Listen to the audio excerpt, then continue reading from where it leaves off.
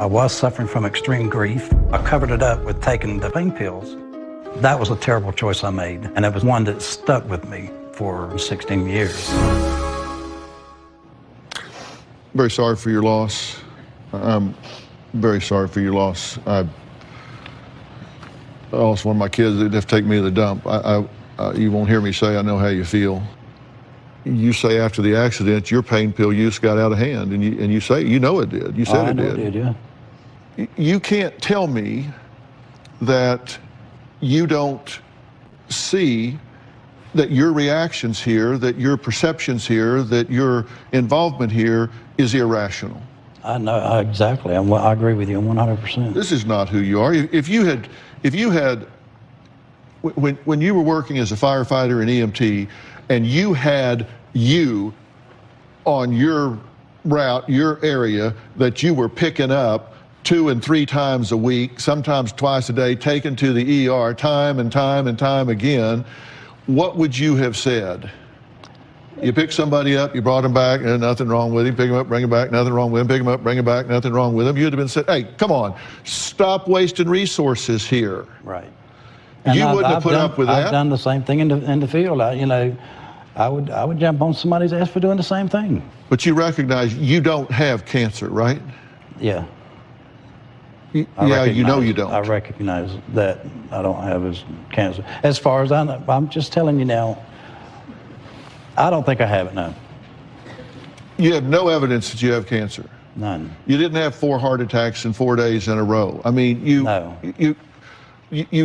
not, all of this stuff I've listed up here, you just don't have. You've just built this up in your mind, and there's a reason for it. And you've got to figure out what that reason is. And I'm willing to help you do this, and I know how to go about this if you're willing to grab on and do this. Yes, that's why I'm here. All right, coming up, Hillary says her dad uses her for rides, money, food, and cigarettes, and will even lie that he's been robbed of all of his groceries. You say, I haven't eaten in 20 days. Nah, I don't. You told me that. You have said that. 20 days. No, that's true. Not true. We'll talk about that next.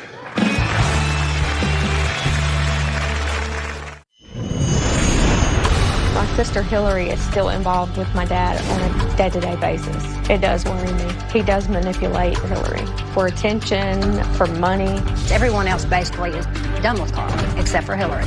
And Hillary has a big heart, and she calls me crying.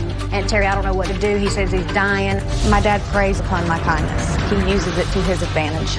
It is very unfair to me. Is there any doubt in y'all's mind that he is either intentionally or unintentionally misperceiving his situation? He's not seeing this clearly. I mean, whether you think he's making it up for manipulative purposes, he's just lying and all, or not, you recognize that he's not seeing this straight. Oh, yes. I can't diagnose him here.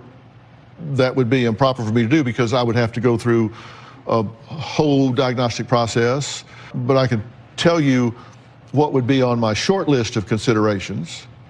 There would be 4 possibilities, 2 of them that would be real high on the list. One's just simple malingering, right? And simple malingering is just what it sounds like. It's the intentional reporting of fabricated symptoms motivated by a clearly recognizable goal, like money or avoiding responsibilities or obtaining drugs or whatever. This is when they just make stuff up, just totally fabricate something for some kind of gain. Right. Another possibility is somatic symptom disorder.